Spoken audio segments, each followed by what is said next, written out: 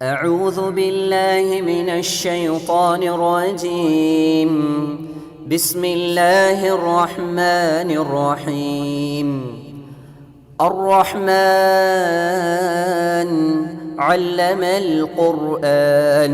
அஸ்ஸலாமு அலைக்கும் வரஹ்மத்துல்லாஹி வபரகாத்துஹு. அன்பிற்குரிய சகோதர சகோதரிகளே, இந்த இஸ்லாமிய மார்க்கத்தை ஏற்றிருக்கிற நாம், இந்த இஸ்லாமிய மார்க்கம் பல்வேறு விதமான நற்காரியங்களை, நல் அமல்களை நமக்கு சொல்லி தந்திருக்கிறது. இதுல மார்க்கத்தின் பெயரால் அவ்வப்போது ஏராளமான மார்க்கத்திற்கு மாற்றமான காரியங்களை புகுத்தி கொண்டே வருகிற நிலையை நாம் பார்க்கிறோம். அந்த அடிப்படையில் இந்த நாம் அடைந்திருக்கிற ஷஅபான் மாதத்தின் 15வது நாளை சபே பராத் என்றும், அதே மாதிரி நிஸ்ஃபு ஷஅபான் என்கிற பெயரிலையும், குறிப்பாக பராத் இரவு என்கிற பெயரில் பரவலாக சொல்லப்படுகிற ஒரு நிலையை நாம பார்க்கிறோம். இப்படி மார்க்கத்திற்கு மாற்றமான அல்லாஹ்வுடைய தூதர் பராத் இரவு என்கிற பெயரை கூட உச்சரிக்காத நிலையில் அதன் பெயரில் பல்வேறு விதமான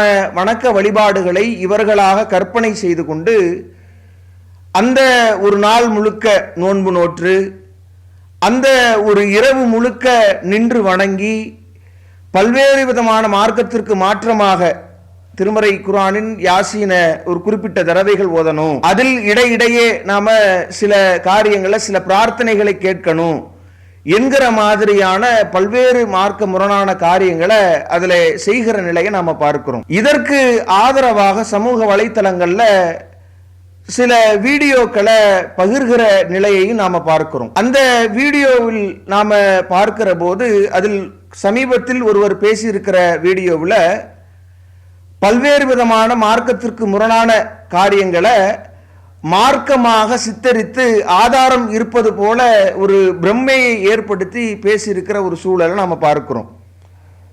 அதுல அவர் இந்த பராத் இரவுக்கு ஆதரவாக பேசியிருக்கிற அந்த வீடியோனுடைய துவக்கமே நாம பார்க்கிறோம். எப்படி அதை துவங்குகிறார் அப்படின்னா, எதை நாம மார்க்கம் என்கிற பெயர்ல செய்ய தொடங்கினாலும், இது எதற்கு செய்கிறீர்கள், அதை எதற்கு செய்கிறீர்கள், இத பராத் இரவு ஏன் பள்ளிவாசல்ல ஒன்று கூடுகிறீர்கள், ஏன் யாசின் ஓதுகிறீர்கள், இது மாதிரியான கேள்விகளை எழுப்புகிறார்கள் என்கிற துணியில் அவருடைய பேச்சு துவங்குவதை நாம பார்க்கிறோம். வாட்ஸ்அப்புகளும் பேஸ்புக்குகளும் பரவலானதற்கு பிறகு நிறைய நன்மைகள், நிறைய தீமைகள், அதுல பெரிய முசீபத்துகளும் நடந்தது.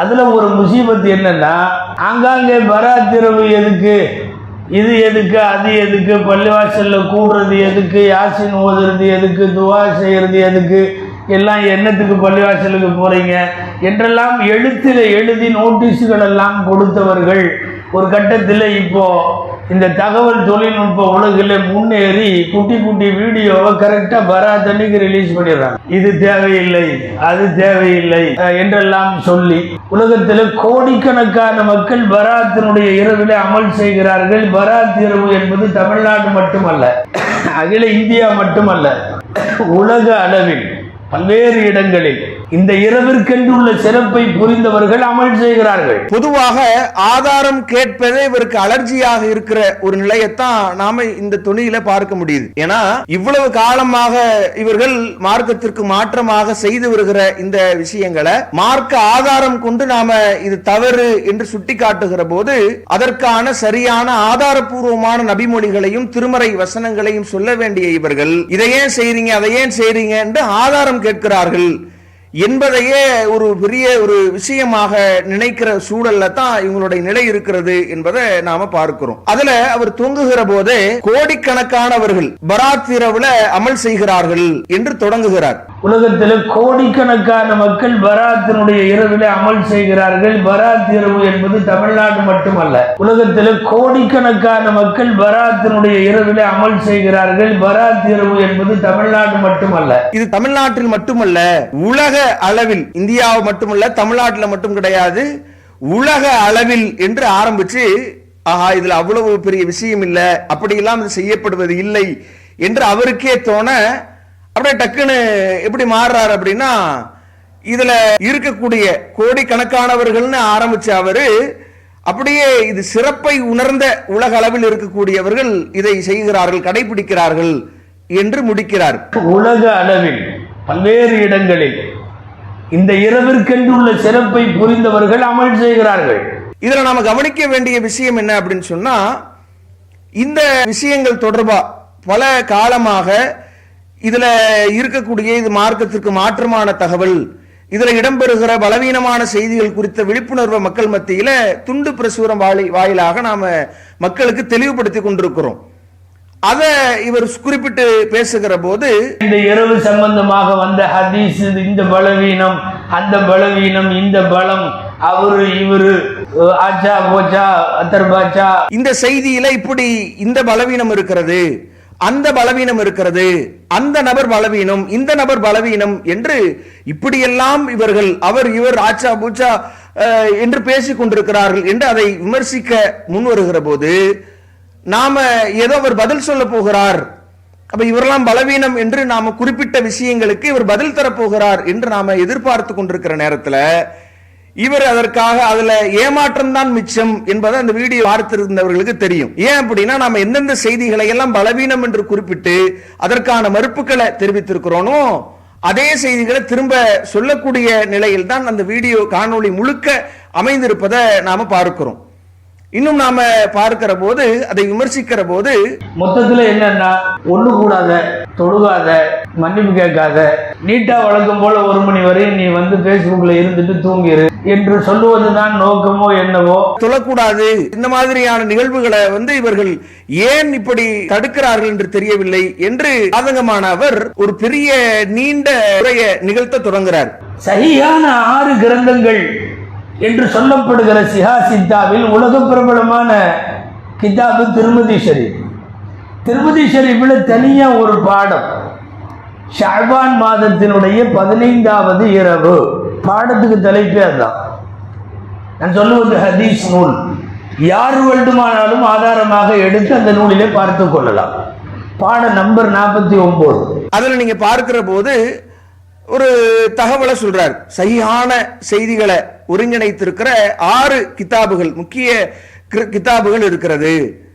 அதுல உலக பிரபல்யமான கிதாபு தான் திருமதி என்கிற கிதாப் என்று இப்படி கதை சொல்ல தொடங்குகிறார். அதுல அந்த திருமதி என்கிற அந்த கிதாபுல தனியாக ஒரு பாடமே இருக்கிறது.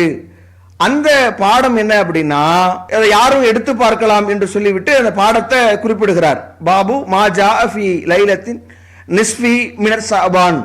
ஷஅபான் என்கிற மாதத்தில் அந்த மாதத்தினுடைய 15வது நாளினுடைய இரவு பற்றி வந்த செய்தி என்று அதுல ஒரு பாப் இடம்பெறுகிறது.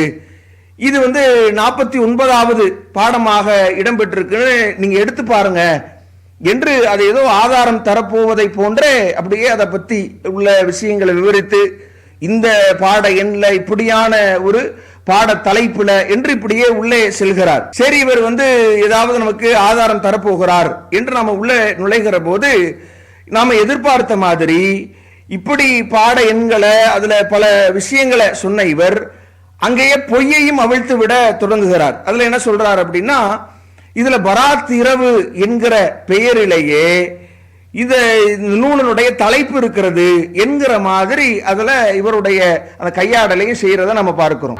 எதையாவது பேசிக் கொண்டு வருகிற போது பராத்தை இடைசர்களாவெல்லாம் இல்ல.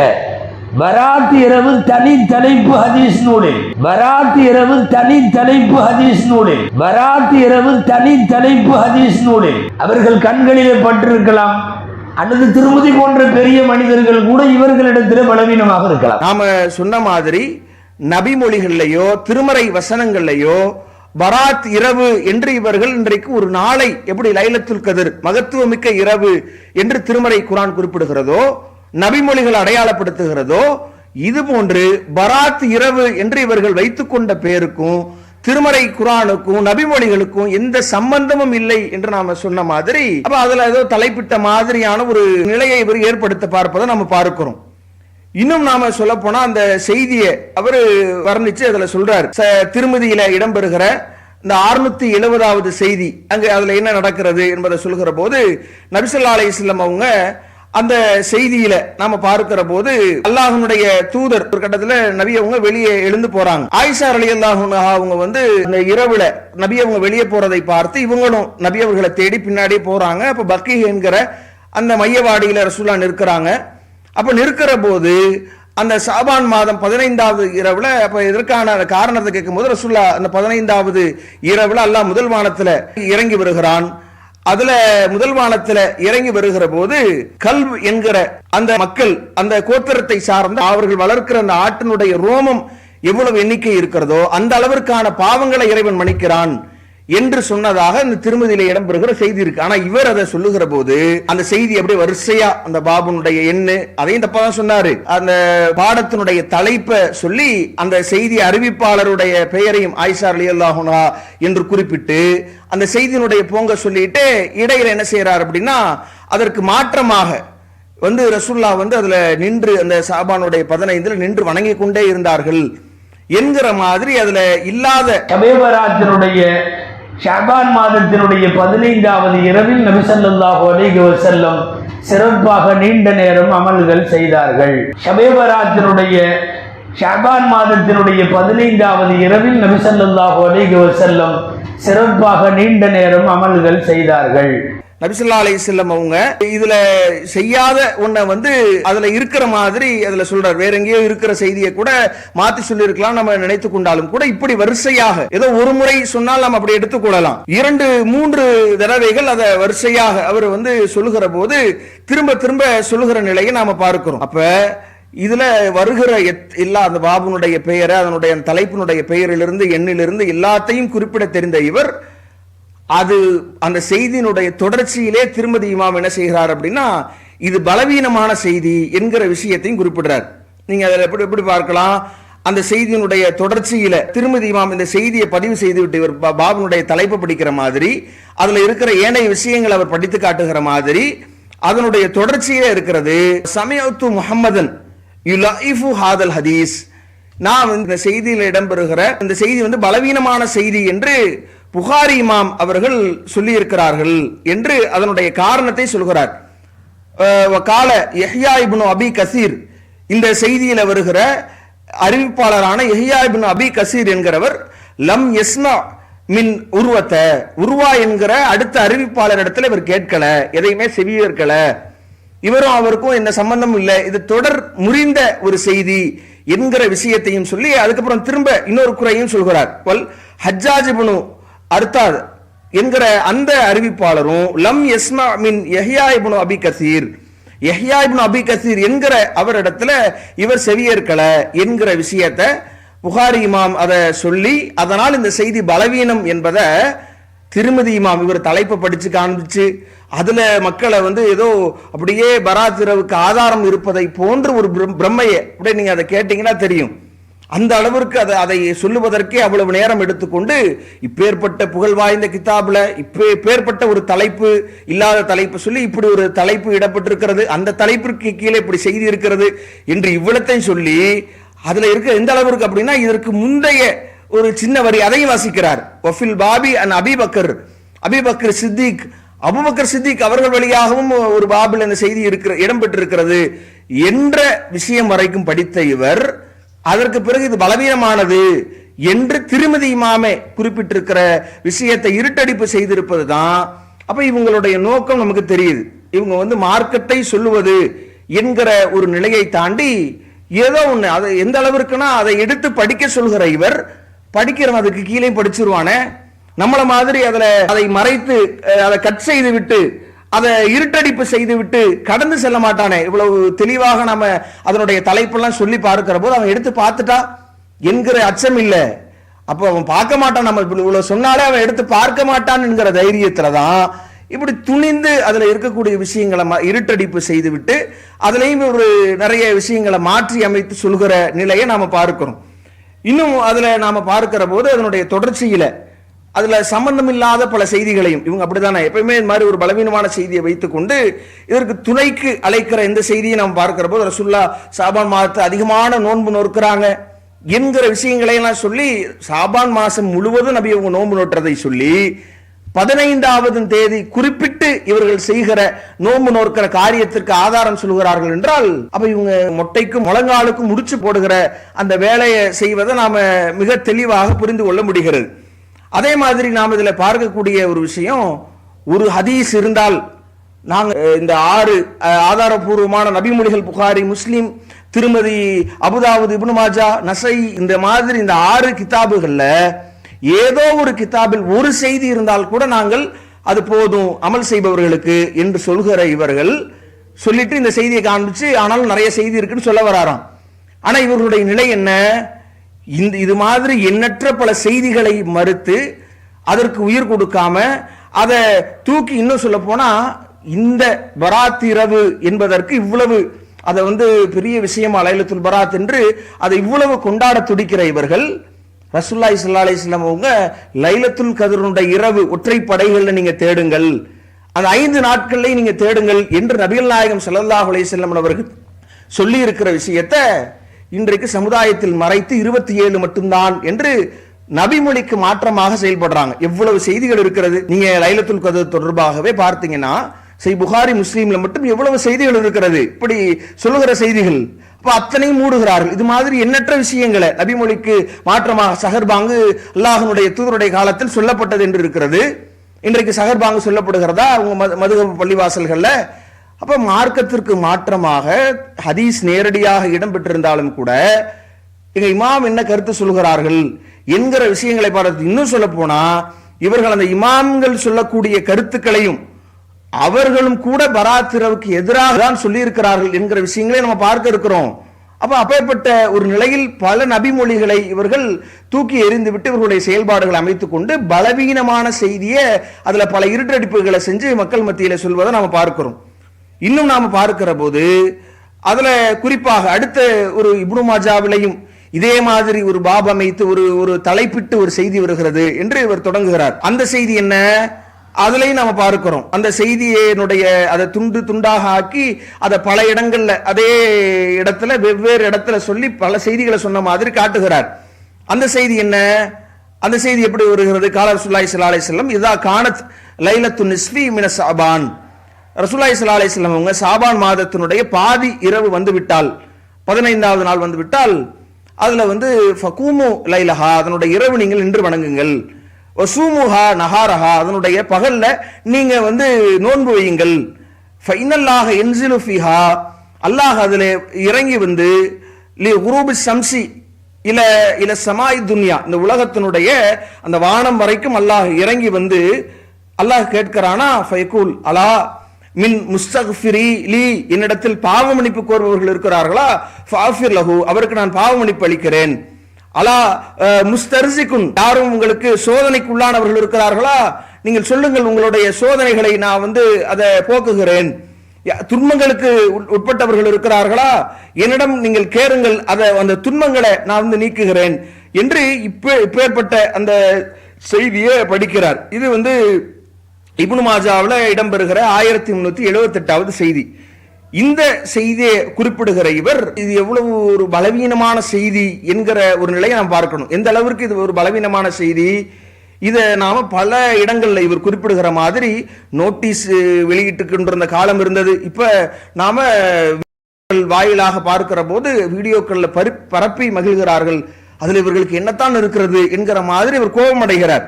ஏன்னா அவங்க அதை வைத்து பிழைப்பு நடத்துகிற போது இது அவர்களால் பொறுத்து கொள்ள முடியல. ஆனா அந்த நீங்க சொன்ன அந்த நோட்டீஸ்கள்ல நாம காலங்காலமாக இது எவ்வளவு பலவீனமான செய்தி என்று சொல்லியிருக்கோம், அதற்கு பதில் சொல்லியிருக்கலாம்ல. அதே மக்கள் மன்றத்தில் இதை சொல்லுகிற போதே அவர் சொல்லுகிறார், இது நாம் அவங்களுக்காக சொல்லல, நம்ம மன திருப்திக்காக சொல்லுகிறோம் என்று தான் தொடங்குறார். உங்க மன திருப்திக்காவது அந்த மக்களுக்கு நாம ஆதாரங்களை சரியான முறையில் எடுத்து சொல்லலாம் என்று வந்திருக்கலாம். இது எவ்வளவு பலவீனமான செய்தி. இதுல வருகிற இப்னு அபி சப்ரா என்கிற அந்த நபர், அந்த அறிவிப்பாளர் இட்டுக்கட்டக்கூடியவர் என்று சொல்லப்படக்கூடிய அளவிற்கு இவர் ஒரு சாதாரணமான ஒரு குறை, ஏதோ ஒரு பலவீனம் இவருக்கு மனநல குறை இருக்கு என்கிற மாதிரி இல்லாம இட்டுக்கட்டக்கூடியவர் என்கிற விமர்சனங்களே இவர் மீது இருக்கிறதே. எவ்வளவு பேர் இந்த செய்திகளை இது இட்டுக்கட்டப்பட்ட செய்தி என்று சொல்லி இருக்கிற அந்த நிலையில இந்த இட்டுக்கட்டப்பட்ட செய்தியை முன்னிறுத்தி தான் இவங்களுடைய அந்த கொள்கையை இவங்க இந்த செய்தியிற்கு ஏதோ ஆதாரம் காட்டியது போன்ற ஒரு பிரமை ஏற்படுத்துவதை நம்ம பார்க்கிறோம். அப்ப இது போன்ற பல செய்திகள் இப்படியே ஒவ்வொன்றாக, இன்னொன்று முஸ்னத் அபி யாலால இருக்கிற அந்த செய்தியும் சொல்கிறார். இன்னல்லாஹ யக்துபு அலா குல்லி நஃப்ஸின் மையத்தத்தின் தில்கசனா. இந்த சாபான் மாதத்துல நபி ஸல்லல்லாஹு அலைஹி வஸல்லம் அவங்க என்ன செய்யறாங்கன்னா, இந்த சாபானுடைய மாதத்தில் தான் ஒவ்வொரு உயிர் மீதும் இருக்கிற அந்த விஷயங்களை எல்லாம் அல்லாஹ் வந்து எழுதுறான். அப்படி எழுதுகிற போது மரணிக்க உள்ளவர்கள் பற்றியான தகவல்கள் அல்லாஹ் எழுதுவதனால்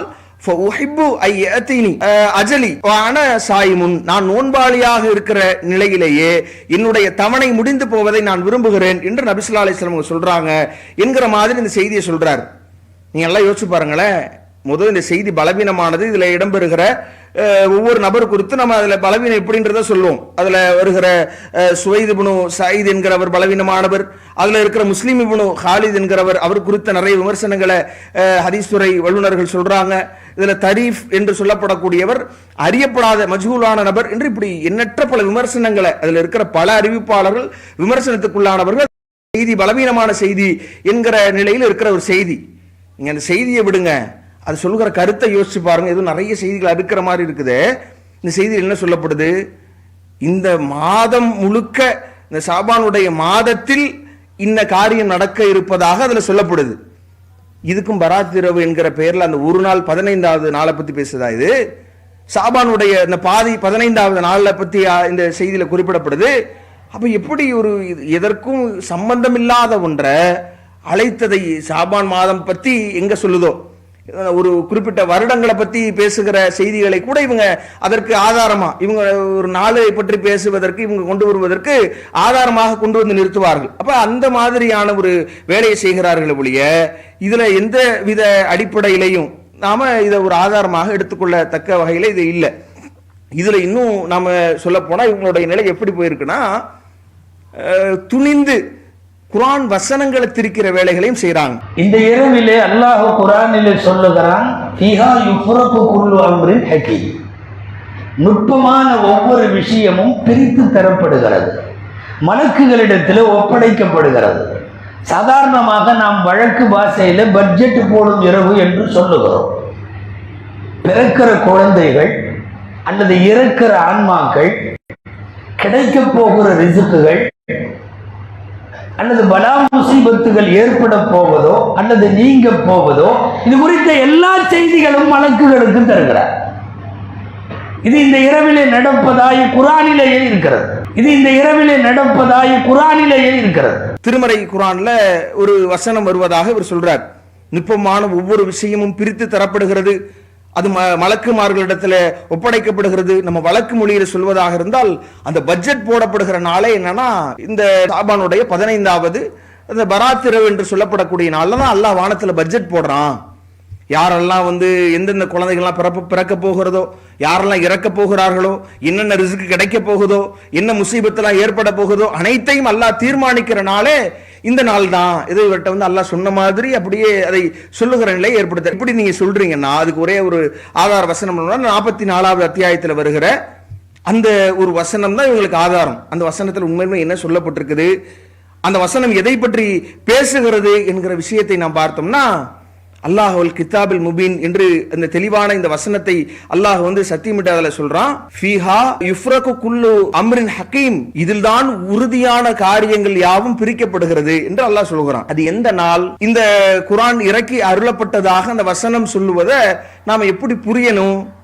இவர்கள் எப்படி புரிந்திருக்கிறார்கள்? எந்த திருமறையினுடைய வசனமாக இருந்தாலும் அதற்கு திருமறை குர்ஆனுடைய வசனங்களோ அல்லது நபிகள் நாயகம் அதற்கு விளக்கம் சொல்லித்தர வந்த அல்லாஹ்வுடைய தூதருடைய வார்த்தைகளோ விளக்கமாக இருக்கலாமே ஒழிய இவங்க கற்பனைகள் விளக்கமாக இருக்க முடியுமா?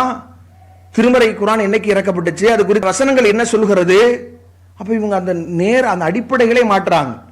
நமக்கு மிக தெளிவாக இன்னும் சொல்ல போனா அல்லாஹ் நேரடியாகவே பேசுகிறான். இன்னா அன்ஸல்நாஹு ஃபீ லைலத்துல் கத்ர், இந்த திருமறை குர்ஆன் என்பது லைலத்துல் கத்ர், அந்த மகத்துவமிக்க இரவில் தான் இறக்கி அருளப்பட்டது என்று இறைவன் பேசுகிறான். இவங்க சகட்டு மேனிக்கு அதை கொஞ்சமும் கூட பொருட்படுத்தாமல் இது அந்த வசனம் இறக்கப்படுறது இந்த பராத் இரவுல தான், அன்னைக்குத்தான் காரியங்கள் எல்லாம், நுட்பமான காரியங்கள் எல்லாம் பிரித்து கொடுக்கப்படுகிறது மாணவர்களுக்கு என்று இப்படி திருத்து சொல்வதை நம்ம பார்க்கிறோம். இன்னும் தெளிவா அதுலயும் அல்லாஹ் சொல்லுகிற போது ஷஹ்ரு ரமலான் அல்லதி உன்சில ஃபீஹில் குர்ஆன், இந்த ரமலானுடைய மாதத்தில் தான் அது இறக்கப்பட்டுச்சு, ஷாபான்ல இல்ல என்று மாதத்தையும் அதிலும் குறிப்பிட்டு இந்த லைலத்துல் கத்ர் என்கிற இரவில் தான் என்று இறைவன் சொல்லி இருக்கிற போது, குர்ஆன் வசனங்களே அதை நமக்கு சுட்டி காட்டுகிற போது, இதை விட்டு விட்டு இவர்கள் இப்படி ஒரு மாற்று விளக்கத்தை சொல்லி மார்க்கத்தை வளைக்கிற வேலையை நாம பார்க்கிறோம். இன்னும் சொல்ல போனா இவர்கள் சொல்லுகிற இந்த வசனமும் அந்த ஷாபான் 15க்கும் எந்த விதத்திலையும் சம்பந்தம் இல்லாமல் இருந்தாலும் கூட இவர்கள் இப்படி முடிச்சு போடுகிற வேலையை நாம் பார்க்கிறோம். அப்ப இதெல்லாம் சொல்லி அவர் வருத்தமாக இதை சொல்றாரு. இவ்வளவு சிறப்பான இந்த நாட்களையும் கூட இது திரும்ப திரும்ப நாம அவருக்கே தெரிந்துருச்சு, ஏதாவது புதிதா மக்களுக்கு தேவையான எதிர் வைக்கப்படுகிற வாதங்களுக்கு பதில் சொல்ல வேண்டும் அல்லது அதற்கான பதில்களை நாம் அளிக்கணும், மக்களுக்கு தெளிவை ஏற்படுத்தணும் என்று இல்லாம சொன்ன அதையே எவ்வளவு தடவை அதுக்கு மறுப்பு சொன்னாலும் அதையே திரும்ப போய் மக்களிடத்துல சொல்றோமோ என்ற கூச்சம் அவருக்கு ஏற்படுது. என்ன சொல்றாரு அப்படின்னா, இது இவ்வளவு சிறப்புகளையும் ஆண்டுதோறும் நினைவூட்டுகிற ஒரு வருத்தமான சூழல் இங்க ஏற்பட்டு விட்டது. காரணம், அந்த அன்னைக்கு நீங்க வாட்ஸ்அப் திறந்தா எல்லா குரூப்லையும் நிறைய பித்னா பசாதுகள், இது இல்லை அது இல்லை, இப்படி கொண்டாட வேண்டிய அவசியம் இல்லை, நிறைய இப்படிப்பட்ட செய்திகள். நாம வருத்தப்பட வேண்டிய ஒரு சூழல் ஏன் திரும்ப திரும்ப நாம இதை சொல்றோம்னா, வாட்ஸ்அப்ல இது இப்படி எல்லாம் இதை புறக்கணிக்கணும் அப்படின்னு இப்படி சொல்லக்கூடிய ஒரு நிலை ஏற்படுது, மக்கள் இப்படி எல்லாம் பரப்பி கொண்டிருக்கிறார்கள் என்று அவர் திரும்ப அது அப்பயும் நாம எப்படி பரப்புனாலும் நாங்க பதில் சொல்ல போவதில்லை என்கிற நிலையை சொல்லுகிறத நம்ம பார்க்கிறோம். இதுல கவனிக்க வேண்டியது என்னன்னா, அல்பானி என்கிற ஒரு அறிஞர் சவுதியில இருந்தார் என்று அவர் குறித்த விவரங்களை சொல்றார். அவர் எந்த அளவுக்குன்னா 100 ஹதீஸ் கையில கிடைத்தால் அதில் குறிப்பிட்ட செய்திகளை வைத்து மற்றதெல்லாம் பலவீனம்னு சொல்லக்கூடிய அளவிற்கு மிக பெரிய வல்லவர், ஹதீஸை எடை போடுவதில் மிக வல்லவர் என்றெல்லாம் புகழ்கிறார். ஏன் புகழ்கிறாரு? ஏதாவது காரியம் ஆகணும் என்கிற அடிப்படையில தான். அல்பானி பராத் இரவுகளில் இவ்வளவு ஹதீஸ் வந்திருப்பதால் இவைகளிலே அமல் செய்வது தாராளமாக அனுமதிக்கப்பட்டிருக்கிறது. என்ன அடிப்படையை சொல்றாரு? அப்ப இவர் அல்பானி அவர்களே, இந்த செய்திகள் இவ்வளவு இருக்கிற காரணத்தினால இந்த செய்தி இதில் நாம ஷாபான் 15 அமல் செய்யலாம் என்று சொல்லி இருக்கிறார் என்று சொல்லுகிற நிலை பார்க்கிறோம். அப்ப நீங்க அல்பானி அவர்களை ஏற்பதாக இருந்தால், அவர் சொல்லுகிற அவர் பலம்னு சொன்ன விஷயங்களை எல்லாம் நீங்க பலம்னு சொல்ல போவதாக இருந்தால், ஏன் நீங்க அப்ப அவர் நீங்க முன்னாடி குறிப்பிட்ட அத்தனை செய்திகளையுமே, அதுவும் இப்னு மாஜால பதிவு செய்யப்பட்ட செய்திகளை மௌது, இது இட்டுக்கட்டப்பட்ட செய்தினே சொல்லியிருக்கிறாரு, ஏன் உங்க கண்ணுக்கு அது தெரியல? அதை ஏன் நீங்க கருத்துல கொள்ளல? அதுல அவருடைய கருத்தை நீங்க ஏற்கல? இப்படி நீங்கள் தூக்கி பிடித்திருக்கிற எத்தனையோ செய்திகளை அவர் பலவீனம்னு சொல்லி இருக்கிறாரே, அப்ப அதையெல்லாம் மறுக்க தயாரா இருக்கிறீங்களா? அது இல்லை என்று அதுல உங்களுடைய கருத்தை முடிவை மாற்ற தயாரா இருக்கிறீங்களா? அப்ப ஒண்ணும் இல்லை. தனக்கு தகுந்தாற் போல் எதை பிடித்தால் நாம் அதிலிருந்து தப்பித்துக் கொள்ளலாமோ அது மாதிரியான நிலைகளை இவர்கள் கையாள்வதை நாம பார்க்கிறோம். அப்ப இது தாண்டி இவர்களுடைய அந்த ஒட்டுமொத்த அந்த முழு உரையிலையுமே நீங்க பார்க்கலாம், அதுல எந்த விதத்திலையும் அவர்கள் அந்த செய்தியில சரியான ஒரு ஆதாரத்தை காட்டியிருக்கிறார்களா என்றால், ஆதாரத்தை கடைசி வரைக்கும் இவங்க சொல்லக்கூடிய அளவிற்கு நாம எந்த அளவிற்குனா, இவங்க ஏற்றிருக்கிற மதுகபுகள் இவர்களுக்கு எதிராக இந்த பராத் இரவுகளில் செய்யப்படுகிற வணக்கங்கள் தொடர்பாக பல்வேறு விதத்துல அதை கண்டித்திருக்கிற நிலையை நாம பார்க்கிறோம். அப்ப இவர்கள் சொல்லுகிற அதுல ஒரு அடிப்படை என்னன்னா, பிரதானமாக எல்லா பிதாத்துகளுக்கும் வைக்கக்கூடிய அந்த வாதத்தை முன்வைக்கிறாங்க. நாங்க என்ன இவங்க இது தடுக்கிறாங்களே, ஒரு நோட்டீஸ் போடுறாங்க, இது சம்பந்தமான வீடியோவை போட்டு இவ்வளவு தீவிரமாக வேலை செய்கிறார்கள், எதை இவங்க தடுக்க நினைக்கிறாங்க, இவங்க எதுக்கு இப்படி பண்றாங்க என்று கொந்தளிக்கிறார். எதற்காக ஒரு இபாதத்தை தடுக்கிறார்? அதாவது இந்த இரவு எல்லாரும் ஒரு இடத்துல கூடி அவங்கெல்லாம் டான்ஸ் ஆடுறாங்க, அவங்கெல்லாம் ஆர்கெஸ்ட்ரா பண்றாங்க, அவங்கெல்லாம் வேற ஏதாவது மார்க்கத்துக்கு புறம்பானதை செய்யறாங்க, நீ தடுக்க வேண்டியதுதான், நோட்டீஸ் போடணும், வீடியோ அனுப்பணும், எல்லாம் பண்ணணும், பாவத்தை செய்கிறீர்களே அப்படின்னு. நீ என்ன நடக்குது? நாங்க இரவு டான்ஸ் ஆடுகிறோமா? நாங்க இரவு கூடி உட்கார்ந்து கும்மாளம் அடிக்கிறோமா? நாங்க அப்படி செய்தாலாவது இவங்க போடலாம். அல்லாஹ் நாங்க தொழுகிறோம், துவா கேட்கிறோம், நோன்பு நோக்கிறோம், இதை போய் எந்த அடிப்படையில் தடுக்கிறாங்க என்கிற அடிப்படையில் கேட்கிறாங்க. இவங்க இன்றைக்கு பராத் இரவு என்கிற பெயர்ல செய்வதற்கும் அல்லாஹ்வுடைய தூதர் கற்றுத்தந்த மார்க்கத்துக்கும் ஏதாவது சம்பந்தம் இருக்கிறதா? திருமறை குர்ஆனுடைய வசனத்தின் அடிப்படையில் செயல்படுறாங்களா? புது புது பேர்ல ஃபாத்திஹாக்களை உருவாக்கி ஒவ்வொரு முறையில அந்த வழிபாடுகளை, சில உணவுப் பொருட்களை செய்யணும், அதுல வாழைப்பழத்தை வைத்து அது வந்து மறுமையில நமக்கு தாங்கி பிடிக்கக்கூடிய கேடயமாக வரும் என்கிற பிதற்றல், இப்படி எதை பார்த்தாலும் அன்றைய தினத்தில் நீங்கள் செய்யக்கூடிய விஷயங்களை பார்த்தீங்கன்னா, அந்த யாசின் ஓதுவதில் அவ்வளவு ஒரு திருமறை குர்ஆனுடைய வசனத்தை, அந்த வசனம் எதற்கு அல்லாஹ்வுடைய தூதர் அதை எப்படி கையாளணும், எப்படி எதற்காக அது இறக்கி அருளப்பட்டதோ அதையெல்லாம் மறந்துட்டு 3 யாசின் ஓதணுமா இந்த மகரிப் நேரத்தில் அதை ஓதுவாங்க. அது எப்படி ஓதுவாங்களா? முதல் யாசின் பாவ மன்னிப்பிற்காக, இரண்டாவது யாசின் கபராளிக்காகவும் ஹதியாவாகவும், அவங்களுக்கு கபராளிகளுக்கு ஹதியாவாக அவங்களுக்கு இங்கே பார்சல் செய்கிற மாதிரியும் நீண்ட ஆயுள் நாம வாழணும் என்பதற்காக வேண்டியா. மூன்றாவது யாசின் ஓதிட்டு அது வந்து பரக்கத் கிடைக்க வேண்டும் என்கிற அடிப்படையில் ஓதணுமா. இப்படி ஒரு நீண்ட, இப்படி நீங்க ஓதுறீங்களே, இப்படி செய்து ஒரு முறைப்படுத்தி ஒவ்வொரு யாசினுக்கும் இடையில் பிரார்த்தனைகளை கேட்க வேண்டும் என்று ஒரு பெரிய நீண்ட துஆ என்கிற பெயரில் அதையும் நீங்க பார்க்கலாம். ஒரு துண்டுல ஒரு சின்ன அளவுல பரப்பப்படுகிறது அன்றைக்கு அதில் செய்ய வேண்டிய பிரார்த்தனை என்று. இப்பேற்பட்ட ஒரு மார்க்கத்திற்கு மாற்றமாக நபிகள் நாயகம் ஸல்லல்லாஹு அலைஹி வஸல்லம் அவர்கள் என்றைக்காவது இந்த குர்ஆன் வசனம் அவங்களுக்கு தானே இறக்கப்பட்டுச்சு, அல்லாஹ்வுடைய தூதர் என்றைக்காவது இந்த வசனங்களுக்கு இந்த மாதிரி விளக்கம் கொடுத்திருக்கிறாங்களா? அல்லது நபிகள் நாயகம் ஸல்லல்லாஹு அலைஹி வஸல்லம் அன்னவர்கள் என்னைக்காவது இதை ஆதாரபூர்வமான ஒரு நபி மொழியில நாம் நபி அவர்களுடைய காலத்தில் இந்த மாதிரியான வணக்கங்கள் நீங்க சொல்ல முடியுமா? ஒரு நபிகள் நாயகம் ஸல்லல்லாஹு அலைஹி வஸல்லம் அவங்க இப்படி 3 யாசீன்களை இன்னென்ன பிரார்த்தனைகளோடு ஓதி இருக்கிறாங்கன்னு ஒரு பலவீனமான செய்தியாவது காட்ட முடியுமா? அப்போ அடிப்படை ஆதாரமே அற்ற செய்திகளையும் பராத் இரவு என்கிற பெயர்ல அதுல பார்த்தோம்னா, அதுல இரவு முழுக்க எழுந்து தஸ்பீ நஃபில் என்கிற பெயரில் 100 ரக்காத்துகள் தொழுகையாம். நபிகள் நாயகம் ஸல்லல்லாஹு அலைஹி வஸல்லம் அவருடைய வாழ்க்கையில, நபி அவருடைய 23 ஆண்டுகால நபித்துவ வாழ்க்கையில ஒவ்வொரு நடவடிக்கையும், நபி அவர்கள் காட்டி இருக்கிற ஒவ்வொரு வணக்க வழிபாடுகளும் பதிவு செய்யப்பட்டிருக்கிறதே. நபி அவங்க இப்படி 100 ரக்காத்துகள் தொழுது காட்டி இருக்கிறாங்களா? நபிகள் நாயகம் ஸல்லல்லாஹு அலைஹி வஸல்லம் அவர்கள் தொழுவதற்கான ஆதாரபூர்வமான நபிமொழிகள் இருக்கிறதா? அப்ப மார்க்கத்திற்கு மாற்றமான இந்த விஷயங்களை எல்லாம் மார்க்கத்தின் பெயரால் இன்றைக்கு இவர்கள் செயல்படுத்திக் கொண்டு ஏன் தடுக்கிறீர்கள் என்று கேட்பவர்களுக்கு என்ன பதில்? அல்லாஹ்வுடைய தூதர் அது மார்க்கத்தில் அங்கீகரிக்கப்படாதது என்று எச்சரித்திருக்கிறாங்க. அதனால சொல்றோம், அல்லாஹ்வுடைய தூதர் என்ன சொன்னாங்க? மன் அஹ்தஸ ஃபி அம்ரினா ஹாதா மா லைஸ ஃபீஹி ஃபஹுவ ரத்துன். யார் மார்க்கத்தில் நாம ஏவாத ஒரு கட்டளையை புதிதாக ஏற்படுத்துகிறாரோ அது நிராகரிக்கப்படும் என்று சொன்னார்கள். மன் அமில அமலன் லைஸ அலைஹி அம்ருனா ஹாதா ஃபஹுவ ரத்துன். யார் நாம் கட்டளையிடாத ஒன்றை செய்வாரோ அது நிராகரிக்கப்படும் என்று அல்லாஹ்வுடைய தூதர் சொன்னாங்க.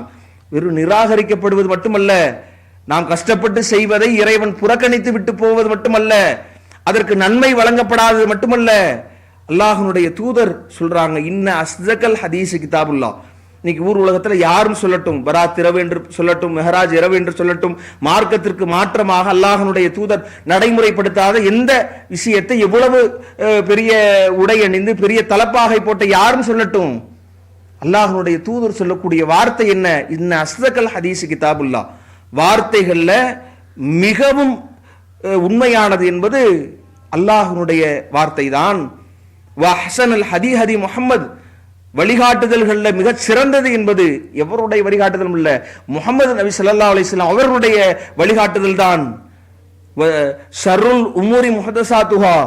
காரியங்கள்ல கெட்டது நாங்கள்லாம் ஆடவா போகிறோம், ஆடவா செய்கிறோம், பாடலா பாடுகிறோம் என்று கேட்கிறீர்களே, அல்லாஹ்வுடைய தூதர் அதை விட கடுமையாக விமர்சிச்ச விஷயம் என்ன? ஷர்ருல் உமூர். காரியங்கள்ல மிகவும் கெட்டது எது அப்படின்னா முஹதஸாத்துஹா, அதில் புதிதாக உருவாக்குவது. நபி அவங்க செய்யாத, அல்லாஹ்வுடைய வேதம் காட்டி தராத ஒன்றை நீங்கள் செய்வீர்கள் என்றால் அதுதான் காரியங்கள்ல கெட்டது. தடுக்கத்தான் செய்வோம், கூடாது என்று சொல்லத்தான் செய்வோம். அது நோட்டீஸ் வெளியிடுகிற காலங்களாக இருக்கலாம், வலைத்தளங்கள் இன்னைக்கு பயன்படுத்தக்கூடிய காலங்களாக இருக்கலாம், அதை தடுக்கத்தான் செய்வோம். அல்லாஹ்வுடைய தூதர் அதை தடை செய்யறாங்க. இது எந்த அளவிற்கு இது கெட்டது என்பதை மட்டும் சொல்லல, வக்குல்லு முஹதஸத்தின் பித்ஆ, இப்படி புதிதாக உருவாக்கப்படுகிற அத்தனை பித்ஆத்துகள், வக்குல்லு பித்ஆத்தின் லலாலா, இப்படி உருவாக்கப்பட்டிருக்கிற ஒவ்வொரு பித்ஆத்துகளும் வழிகேடுகள். வழிகேடு மட்டுமா? வக்குல்ல லலாலத்தின் ஃபின்னார். இது அனைத்து இந்த வழிகேடுகளும் உங்களை நரகத்தில் தான் கொண்டு போய் சேர்க்கும் என்றார்கள். பப்பாவிகளை ஹதீஸ எடுத்து வாசிக்க மாட்டார்கள் என்கிற காரணத்தினால ஏதோ ஹதீஸில் இருப்பதை போன்று அதுல அரபு வாசகங்களை சொல்லி அதுல சரியான செய்தியை போன்று அதை பற்றி தேவையில்லாத விஷயங்களை எல்லாம் வரிகளை எல்லாம் படித்து அதை மொழியாக்கம் செய்து மக்கள் மத்தியில சொல்லக்கூடியவர்கள் கீழே அதை பதிவு செய்த இமாம்கள் குறிப்பிட்ட இட்டுக்கட்டப்பட்ட செய்தி என்று அறிவித்த அந்த செய்திகளை மக்கள் மத்தியில பரப்பி கொண்டிருக்கிறார்கள். அதை காட்டி மக்களை தவறான பாதையில் வழிகாட்டி கொண்டிருக்கிறார்கள் என்கிற போது மக்கள் நாம தான் விளங்கணும். அதுல அல்லாஹ்வுடைய தூதர் இதை நிராகரிக்கப்படும் அமல்கள் ஏற்றுக்கொள்ளப்படாது என்பதை தாண்டி இது நம்மை நரகத்தில் கொண்டு போய் சேர்த்து விடும் என்கிற விஷயத்தை நாம புரியணும். நபி அவர்கள் இது மாதிரியான யாசின்களை ஓதல, நபி அவர்கள் இது மாதிரியான ஃபாத்திஹாக்களை அறிமுகப்படுத்தல. அல்லாஹ்வுடைய தூதருடைய அந்த 23 ஆண்டு காலங்களில் நபி அவர்கள் இந்த ஷாபான் 15 நபிகள் நாயகம் ஸல்லல்லாஹு அலைஹி வஸல்லம் அவர்கள் சிறப்பு நோன்பு நோற்களை அன்றைக்கு இரவெல்லாம் என்று 100 ரக்காத்துகள் இவர்கள் தொழுவதை போன்று தொழுகளை. அப்ப இது குறித்த அந்த ஒரு விழிப்புணர்வை நம்ம மக்கள் மத்தியில ஏற்படுத்தி கொண்டே இருக்க வேண்டும். அந்த மக்களுக்கும் ஒரு நேர்வழி அவர்கள் அடைவதற்காக வேண்டி நம்முடைய பிரார்த்தனைகளையும் அவர்களுக்காக வேண்டி செய்யணும். ஏன்னா இது ஒரு சாதாரணமான விஷயமாக கடந்து செல்ல முடியாது. அல்லாஹ் திருமறையில எப்படி கண்டிக்கிறானா, அம்லஹும் சுரகாவு ஷரவுலஹும் மினத்தீன் மாலம் யஅதம் பிஹில்லா, அல்லாஹ் அனுமதிக்காத ஒன்றை மார்க்கமாக ஆக்குகிற தெய்வங்கள் உங்களுக்கு இருக்கிறார்களா? அல்லாஹ் உன்னை இல்லைன்னு சொன்னா யார் இந்த தலப்பா போட்ட ஆலிமாக இருக்கட்டும், அவர் அல்லாஹ் சொல்லாத ஒன்றை சொல்கிறார்னா அவர் என்ன அல்லாஹுடைய இடத்தில் நீங்க வைக்கிறீங்களா? அல்லாஹ்வுக்கு உப தெய்வங்களா என்று இறைவன் கண்டிக்கிற நிலையை நாம பார்க்கிறோம். அதே மாதிரி அல்லாஹ் அதே இன்னொரு கேள்வியும் பார்க்கிறோம், குல் அல்லிமூன் அல்லாஹ் பிதீனிக்கும், உங்கள் மார்க்கத்தை நீங்கள் மார்க்கம் என்று ஒன்றை உருவாக்கி கொண்டு அல்லாஹ்விற்கு அதை கற்றுத் தருகிறீர்களா? இதுதான் செய்ய வேண்டியது, இதைத்தான் நாம வாழ்க்கையை கடைபிடிக்க வேண்டும், இதுதான் அமல், இதை செய்தால்தான் நன்மை கிடைக்கும் என்று இறைவனும் இறை தூதனும் சொல்லுகிற போது அதை உதறி தள்ளிவிட்டு வேறு எவ்வளவு பெரிய நபர் நமக்கு மார்க்கம் என்று ஒரு காரியத்தை புதிதாக கொண்டு வந்தாலும் அது எதிர்க்க வேண்டியதுதான் என்கிற விஷயங்களை உணர்ந்து நம்முடைய செயல்பாடுகளை அமைத்துக் கொள்கிற நல்வாய்ப்பை இறைவன் அனைவருக்கும் தந்தல் புரிய வேண்டும் என்று கூறி முடிக்கிறேன். வாஹிருதாவானா அல்ஹம்துலில்லாஹி ரப்பில் ஆலமீன். இஸ்லாம் மற்றும் சமுதாய செய்திகளை அறிந்து கொள்ள தமிழ்நாடு தௌஹீத் ஜமாஅத் யூடியூப் பக்கத்தை உடனடியாக சப்ஸ்கிரைப் செய்து கொள்ளுங்கள். மேலும் பெல் பட்டனையும் கிளிக் செய்து கொள்ளுங்கள்.